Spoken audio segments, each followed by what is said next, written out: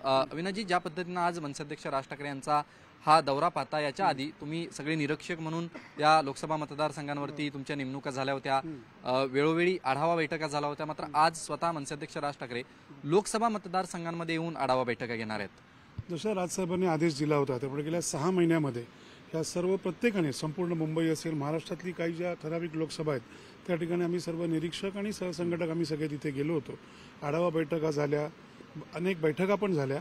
आणि आज त्याचं स्वरूप असं आहे की ही जी संपूर्ण आता आम्ही सगळ्या मनसैनिकांनी जी मेहनत केलेली आहे त्याच्याकरता सन्मान्य राजसाहेब ठाकरे हे आज सुरुवात ते उत्तर मुंबईपासून करतायत आणि येणाऱ्या दिवसामध्ये संपूर्ण मुंबईचा ते दौरा करतील. तो शाखानीय असेल.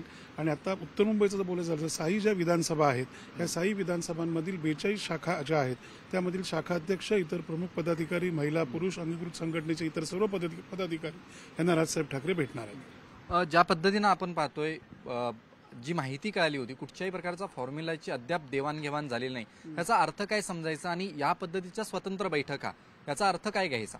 नाही, आमच्याकडे फॉर्म्युला एकच आहे. आमच्याकडे राजशक्ती आहे, राजभाषा आहे, राजविचार आहे. आणि फक्त महाराष्ट्राला नाही, या देशाला दिशा देणारं असं राजसाहेबांचं हे हिंदुत्ववादी नेतृत्व आहे.